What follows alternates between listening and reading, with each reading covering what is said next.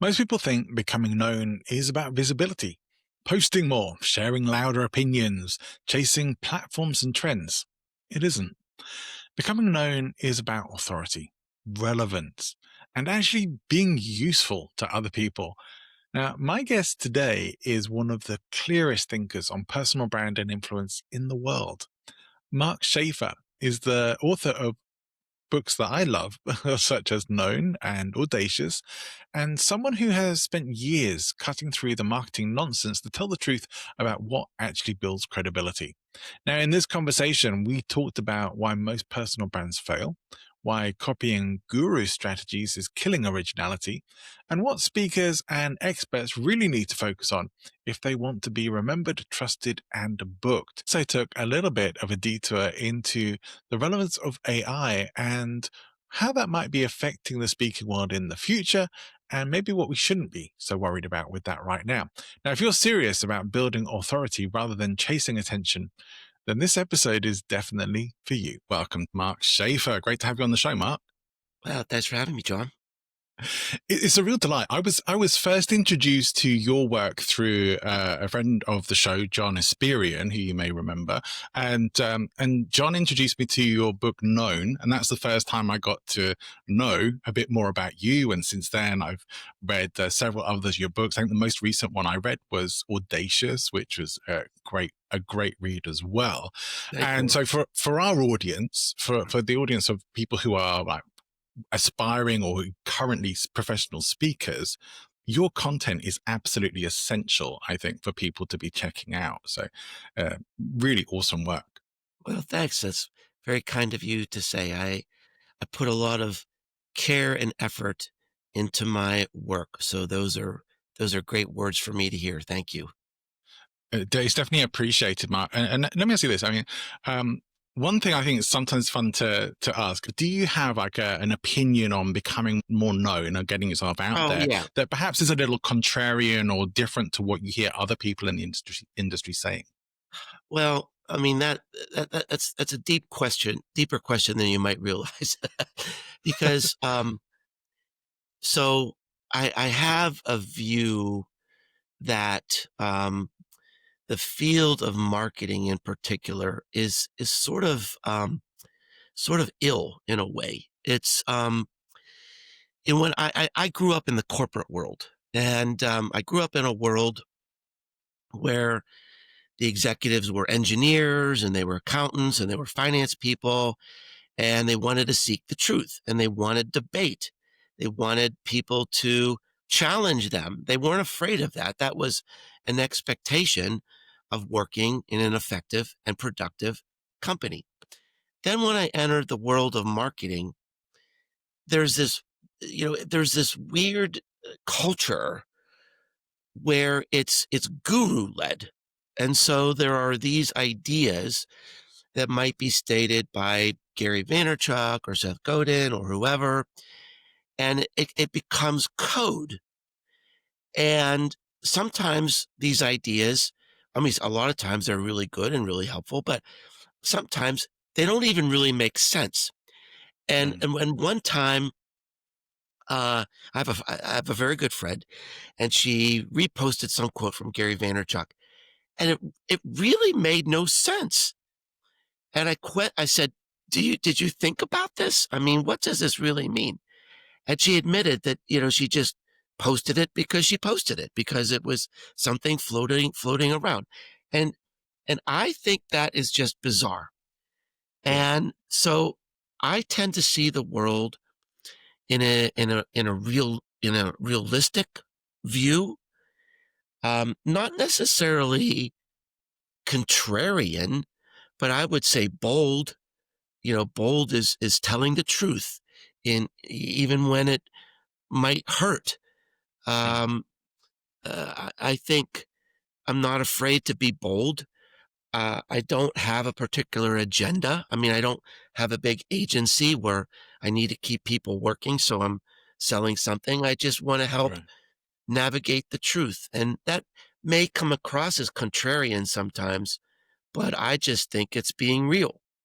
Yeah. Yeah, is there maybe a bit of an irony then that lots of people are kind of like following the herd, so to speak, and maybe we really want to, Oh, totally um, following the herd.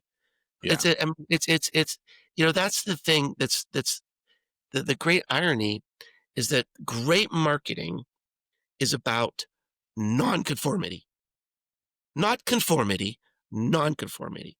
And yeah, yet, when everybody says it has some idea, then everybody just rushes like lemmings to copy that idea. And then yeah. everything's the same again.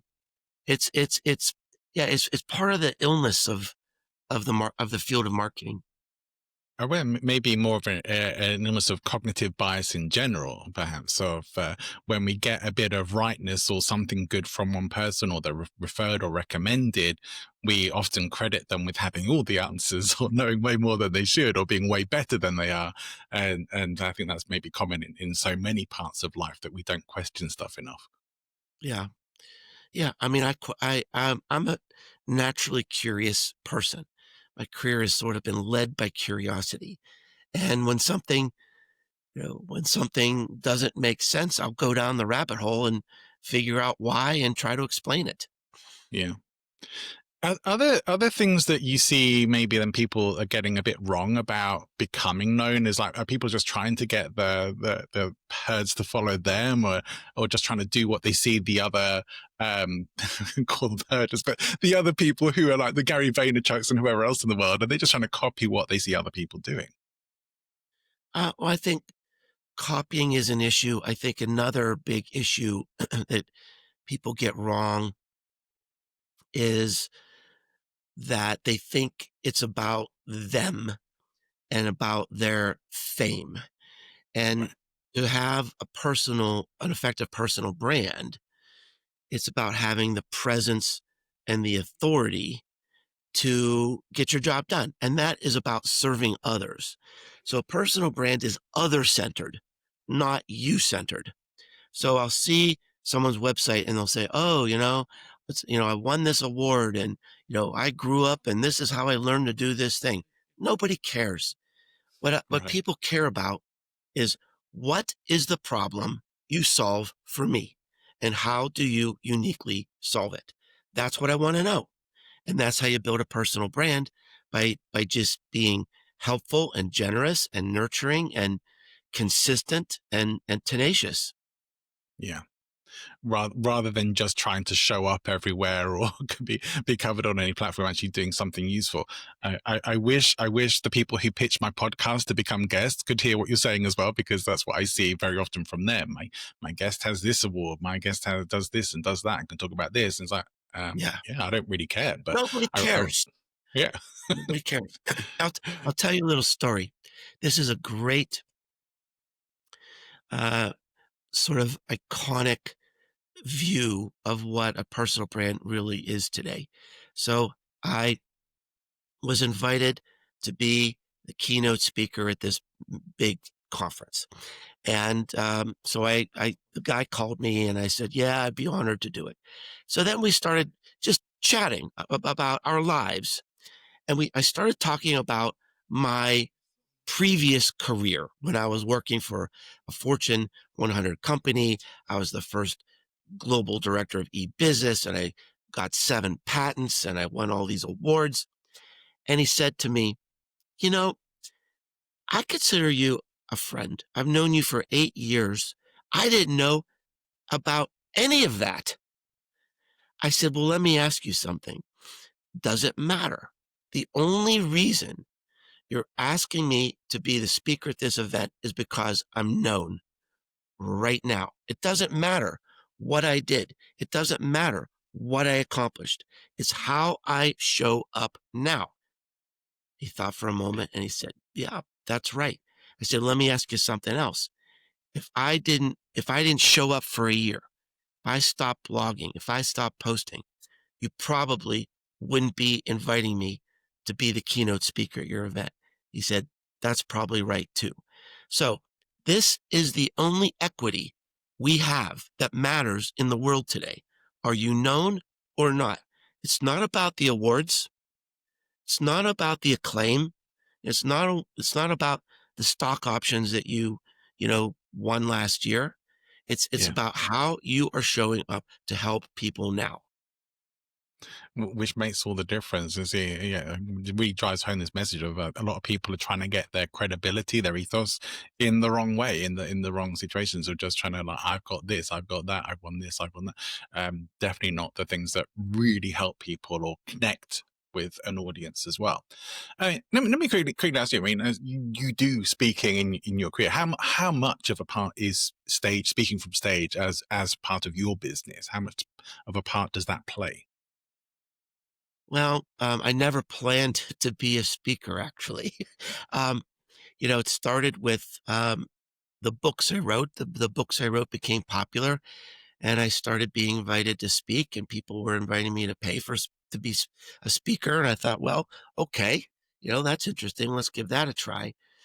And for me, the lines crossed in 2016, where I started actually getting more revenue as a speaker than for consulting and other activities that I had in my business.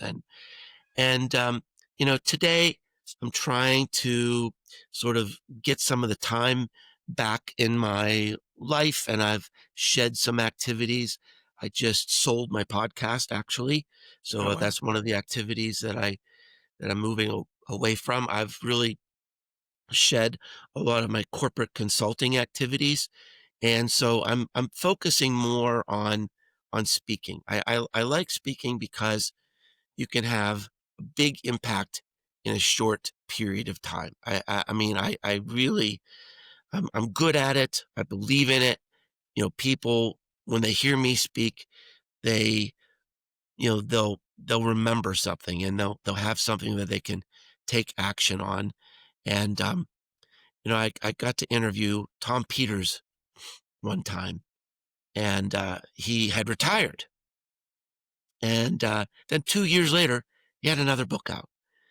And I said, Tom, what's the deal? I thought you retired. He said, I'm desperate to get my ideas out. He said, I think that's what makes the best author and the best speaker, when you're desperate to get your ideas out.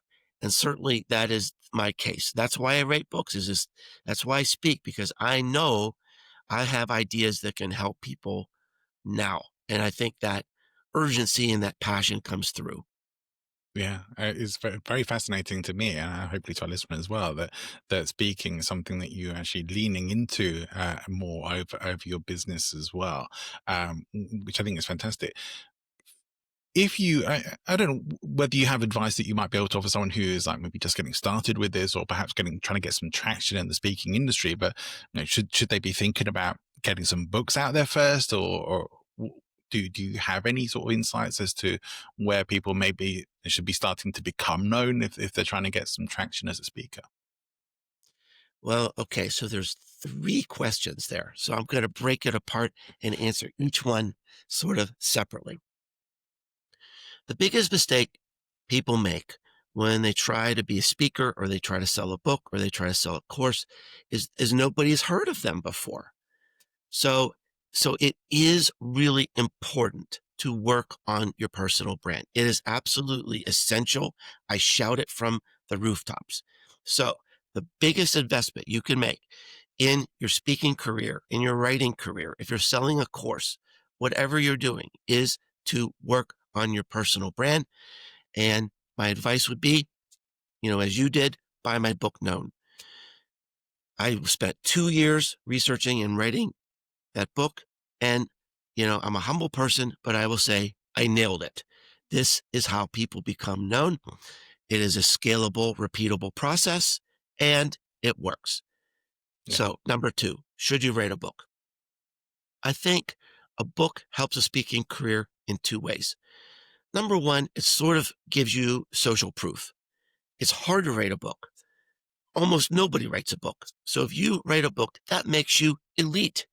And when you're introduced on the stage, you'll be introduced as John Ball, the author of XYZ book, forever. Nobody will know how many it sold. Nobody will know much about it other than that makes you elite. The other thing is, if you self-publish the book, it can help increase your speaking fees. So I do this quite often, right? So I just spoke at in Denver a few weeks ago, and the organizer said, "Well, we can't really pay your usual rate." I said, "Well, can you buy my books?" They said, "Sure." Why? Because that's a separate budget. The gifts for the attendees is a separate budget. So I give them a discount on the book, and voila, I doubled my speaking fees. So, Yeah. and the other reason uh, to write a book is it really helps clarify your ideas. Every time I write a book, it produces a new idea that becomes a speech. And so people can hire me a second time or a third time because I have something new. Now, your third question is, how do you get started? How do you jumpstart if you're just beginning? And I believe strongly is that you just can't wait for something to happen. You have to take the bull by the horns and you have to create your own opportunities. Look around your area. Is there a chamber of commerce? Is there a social group? Is there a charity that you can volunteer your time to show up and give a speech? And what happens is you go to the local chamber of commerce. Maybe they call them something different in the UK, but it's a group of business leaders, right, in your Yeah. community. You say, "Hey, I have this new idea about how AI should help small businesses today. I'd like to give it and teach local business leaders." "Oh, great. We'd love to hear that." Then what happens after the speech? People line up. They give you the business card. Can you speak here? Can you speak there? Right? And then the ball starts to roll. Even in my early days, I was doing my best work. I think I was just as good as anybody out there, and nobody would hire me. And I created my own event. I created my own Yeah. conference, and it actually worked. So you just have to be your own boss. I mean, if nobody is choosing you, choose yourself and make it happen. Yeah. Do you think there's a possibility that some people are spending too much time trying to become completely original with how they do this rather than just doing tried and tested? And should they? Is that something you should be looking at? I don't know. That's an interesting idea. I think you do need something. You need to wear a crown. I think. I think, and it might take a while to figure that out. But I teach a class in personal branding, and you have to figure out where you fit in your ecosystem so that when people think of you, they think when they think of John Ball, oh, he's the humorous leadership coach. Okay. That's the crown you own. I have a friend. He says the crown he wears. He says, "I'm the most popular teacher on the internet."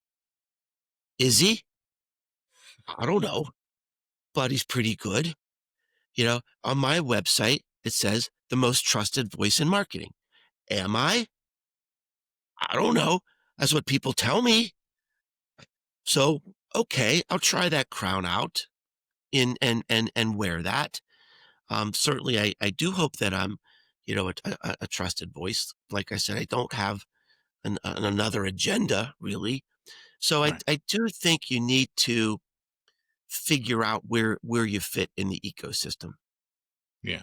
Yeah, that makes a lot of sense. And within that, or when you got that, is that maybe one of the main things to have figured out in sort of how to stand out, or are there other things that we maybe should look to add to that? To where should we be directing that? Because you've already mentioned about networking after some business talks in different places, but what Wow. about social media, particularly, like the ways that we can leverage this stuff more effectively on social media?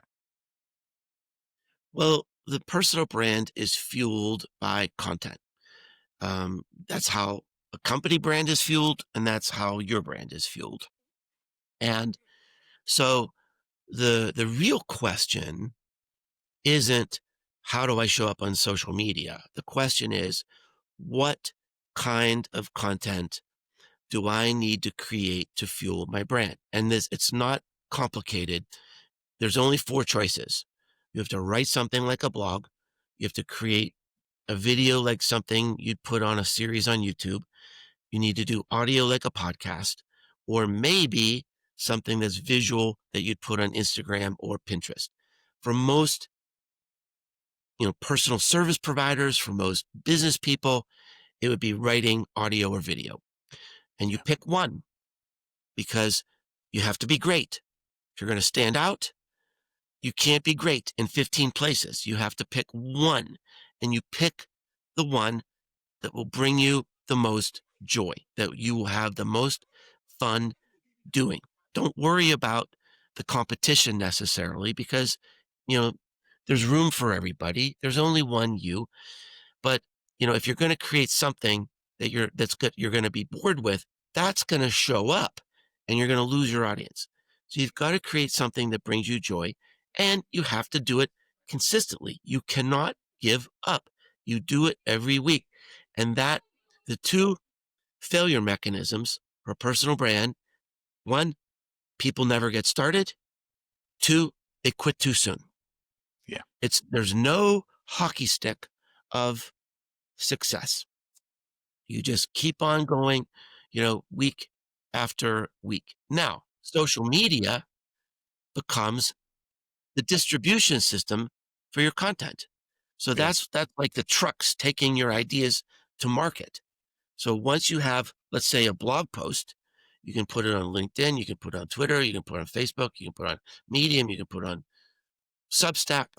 The key focus is how do you build your brand with a form of content? Yeah. Absolutely. It makes a lot of sense to me, and I know I'll just share with you. One of the things that I've been doing over the past year is like open mic comedy nights, and it's been a lot of fun. But I've been videoing most of that and sharing clips on social media, and those clips do incredibly well for the most part. They probably get more views than just about anything else I ever post on social media, and that stuff is like definitely helped me figure out more what my brand is. Is like the public have helped me figure that out because that's I what they're love that. responding to more I more than love other that. people, more than other things that I put out there. And so it's definitely like, all right, that hasn't been part of my brand, but now it absolutely is. Well, I have a saying that we create content, but content also creates us for this very reason, that if you Yeah. start, someone's going to say, John, that was awesome. Then John thinks, uh-huh, I'll do a little bit more of that. And that's how your brand evolves. Yeah. Yeah. I like to think as well that there's some element of social proof in there too, that people are seeing the Sure. audiences reacting and responding, and that Yeah, I like maybe is that. is helping things out there a bit too. But it's been an interesting experience for me this year that I will definitely continue with just from that. But I work with a lot of different clients, and I say one of the things, it's been a challenge for me personally, but it's definitely a challenge for lots of people who I end up working with, is when you're not there yet, wherever there is for you, whatever success means for you, if you're not there yet, there's often a lot of flinging the spaghetti at the wall to see what sticks. You're trying to do everything and be everywhere, and that definitely is seems counter to what you're saying of like being more focused and picking that one thing, and yet it's so hard to do that. Um, what is there really any you can maybe say add to what you said that maybe could help people who are really struggling with that simplification and focus in, that might just help to get it to click for them? I find that indeed this is the hardest part. That, like I said, I've taught classes for years. I've coached hundreds of people. And what I've found is that this is where they typically get stuck, is what do I want to be known for? So in my book, there are lots and lots of exercises to help people get focused. And there are three exercises in the book that I have found help people the most. Exercise number one is finishing this sentence: only I. Now, that might seem really intimidating, but I've never found a person that eventually isn't able to figure that out. And if you could figure that out, it sort of points to what makes you unique, how you help people in a singularly unique way. And then and if you need help figuring that out, go talk to people. Go talk to people who you work with. Talk to people in your family. Say, what words would you use to describe me? Why do you come to me for the answer on these types of questions? What is it about me? That's number one. Number two would be, what makes you come alive? If you think about something that you did in your career in the last couple of years, and you think, wow, when that happened, that made me feel like this is why I'm here. That's really kind of an interesting revelation that maybe that's where you fit in the ecosystem. And then the third one might be, let's say you want to have a speaking career, or you're working on your personal brand and you're becoming known, and you're invited on a wonderful podcast like yours 2 years from now. What, what are you passionate about talking about? What's the message you want to get out? If you're on a stage and you're being introduced and your heart is pounding because you're so excited, you get to tell this message. What is that message? Now, backward engineer and say, okay, what does that really mean? That's what I want to be known for. How do I start creating content to support that? Yeah. Yeah, I would say I do wish I had encountered your content long before I did, because it has been very helpful It can save in figuring a people lot of these things out. so much time. Yes, and that's what it's all about. We definitely want those shortcuts. Yeah. As someone who is in the speaking industry, and even if we're not, don't know, people maybe more know you for your books than anything else, and your marketing. Are there anything you see as opportunities for people in the speaking industry coming up over the coming years? Um, so I think there's lots of opportunity. And so this is, let's talk about like turning lemons into lemonade. So I have this annual marketing retreat that I absolutely love. And last year we had a guest at this retreat. She's the senior vice president for Ipsos, which is the biggest consumer product research company in the world. And in her presentation, she talked about how we are living in a period of multiple crises, not a period of crisis, but a period of multiple crises, and how this presses down on mental health, and how this affects the attitudes of Gen Z and really affects everything. So that's the lemons. Now, how do we turn that into lemonade? Well, if you've put time into this process of being known and you've clarified what you want to be known for. In my book, I call this your sustainable interest. Now, the next step is to think about, what are the mega trends going on in the world? And how how am I now newly relevant based on my personal brand? So if there's something going on in the world that's keeping people up at night, how can I fit in that arena? How can I be relevant in this arena? And that is a key idea, because you want to be interesting to a broad group of people. And what are people interested in? They're interested in the dynamics of the world today.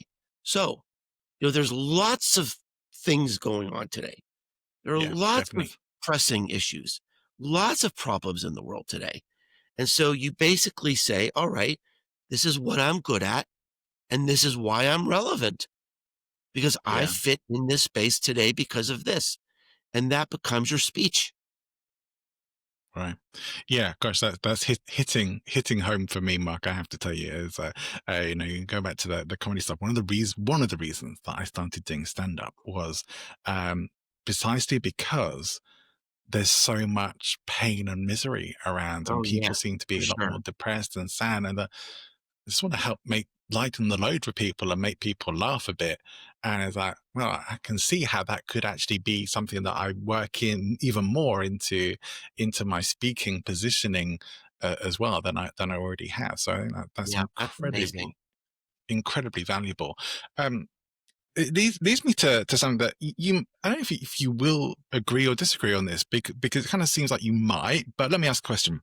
One of the things I often say to people in the speaking world who I work with, I've been coaching speakers for a long time, but is that there's a big difference between having a nice to have solution and a need to have solution. Do you think it is that we should really just focus on the need to haves, or do you think there is space in the world and the market for the nice to haves as well? And or Hmm. does it depend on really what your goals are? Huh. Um, I can only speak for myself. I've never been asked that question before. It's quite interesting. Um, Speaking for myself, my process when I write a book, which becomes a speech, is thinking about being aware of a problem that people are struggling with.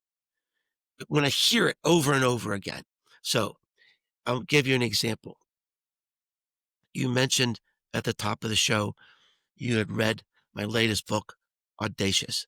The subtitle of the book is How Humans Win in an AI Marketing World. That is on everybody's mind. How do I fit in? What's going to happen? And so, I wrote this book. Um, I think it's a need to have. I think it's and the speech certainly I think gives people ideas that inspire and give people hope. I want to make sure I don't sugarcoat anything. I mean, like I said, I'm a realist. I'm not going to give people false hope, but I've really spent a lot of time exploring this idea of where are human beings going to continue to thrive and survive in this AI world. That is a need to have. So, but I think, like in your case, comedy humor might be a nice to have. So I do Yeah. think there's a place for that too. Why not? I mean, why not have just a little fun?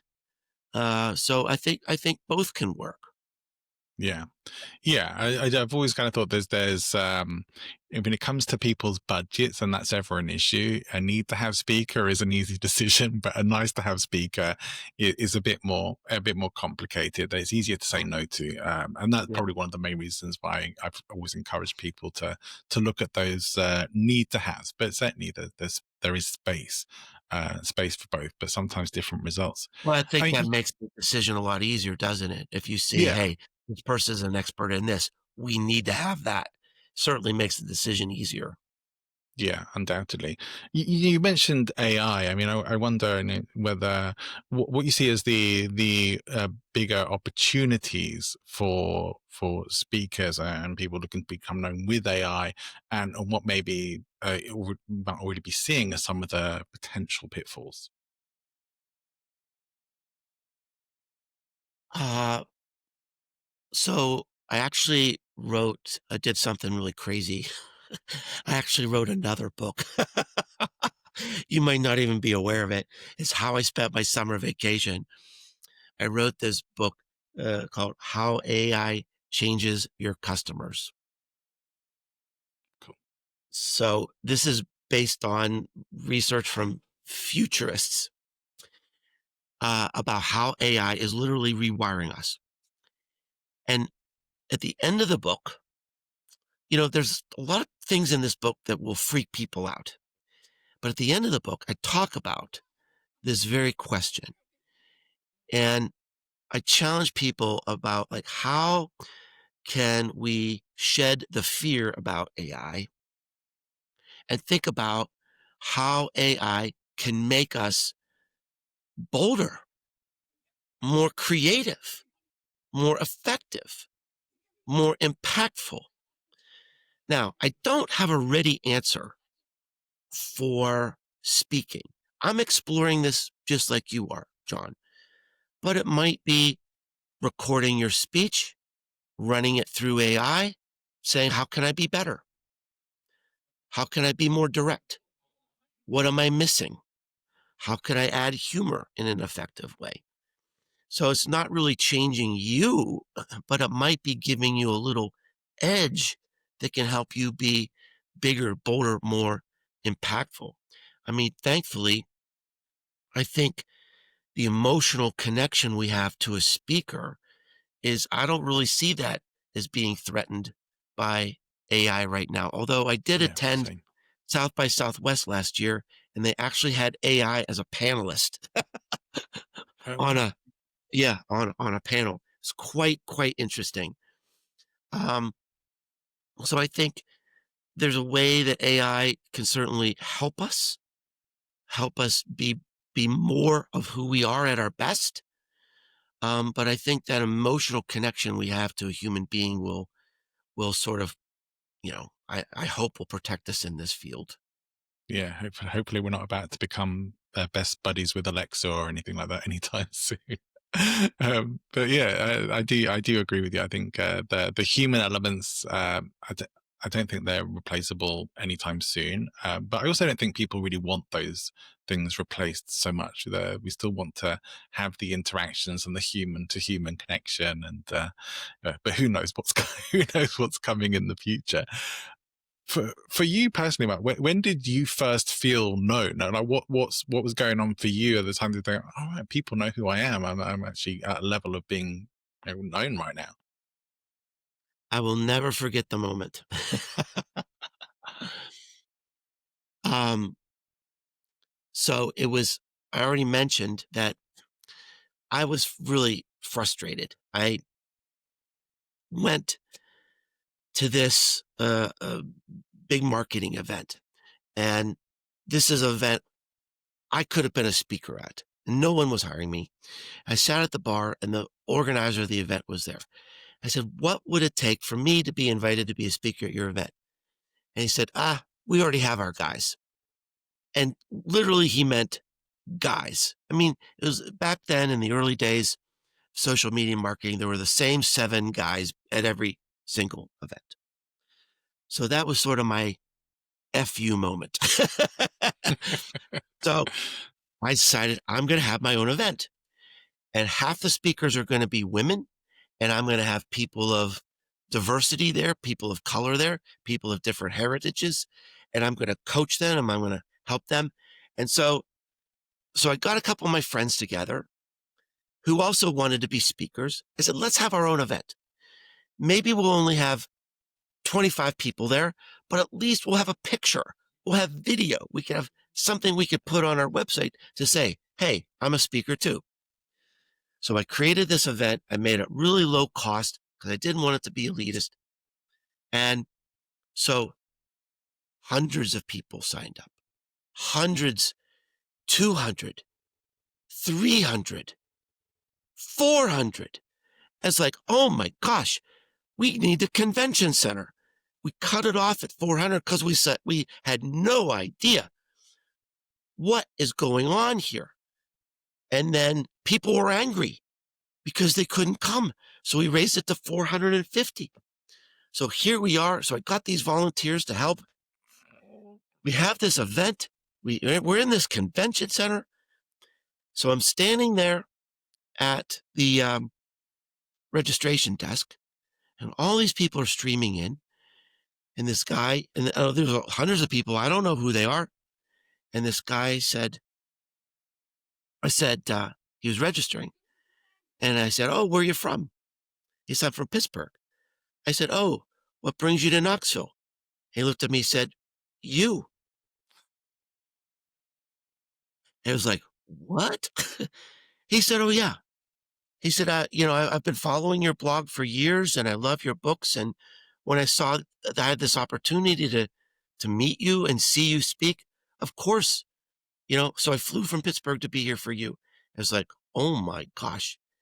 And it was like this overwhelming response, this overwhelming validation that all this work I put into my personal brand paid off. And And I had that event 3 years 3 years in a row.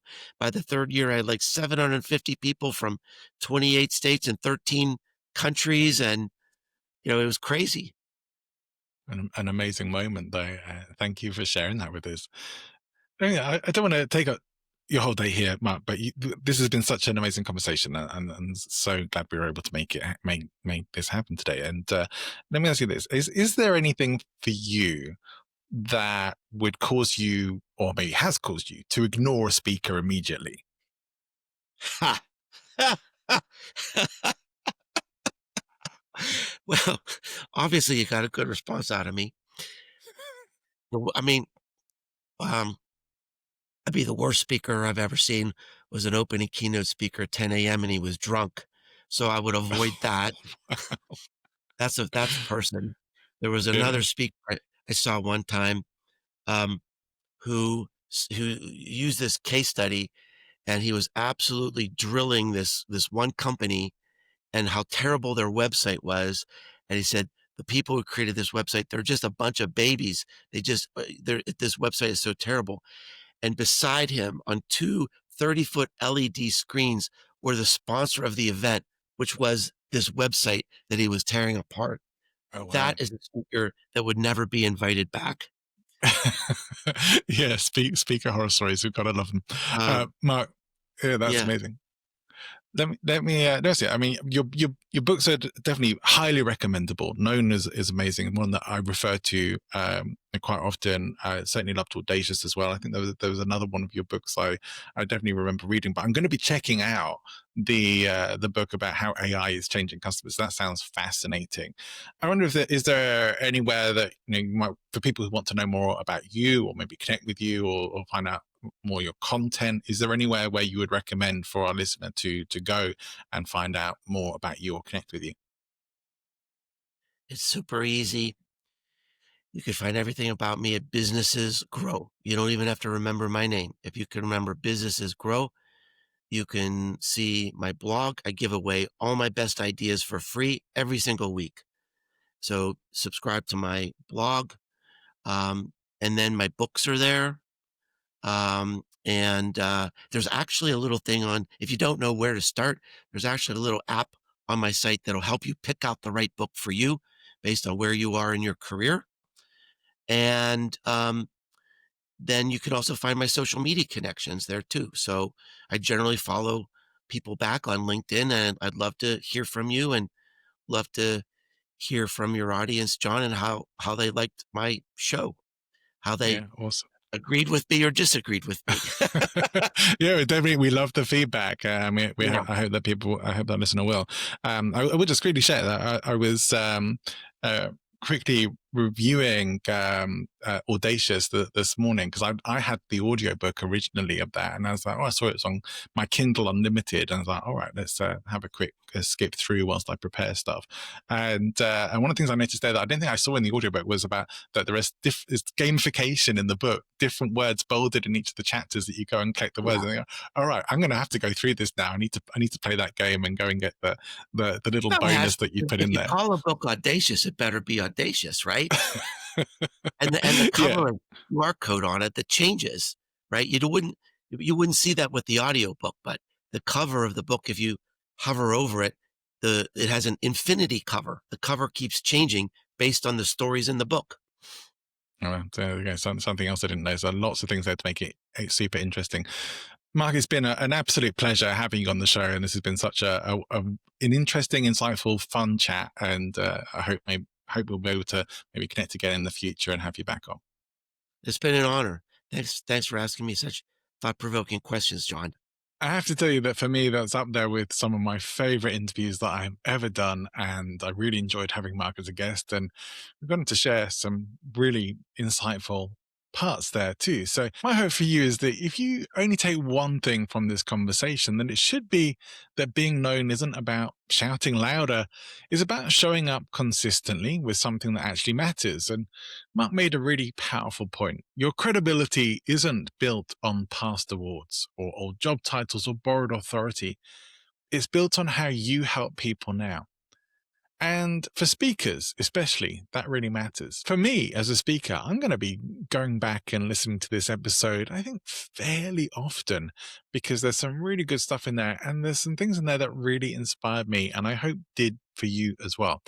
And if you want your talks to lead to real influence, real demand, and real work, you need more than stage skills. You need clarity around what you stand for and why you're relevant. So if this episode hit home and you're realizing your message might be solid, but your positioning isn't doing it justice, then that's exactly the kind of work that I help clients with. You can find out more about my coaching and consultative work at presentinfluence.com. Or you can connect with me on LinkedIn. You'll find details in the show notes. For now, thanks for listening. And remember, authority isn't claimed, it's earned. So wherever you're going, whatever you're doing, have an amazing rest of your day. See you next time.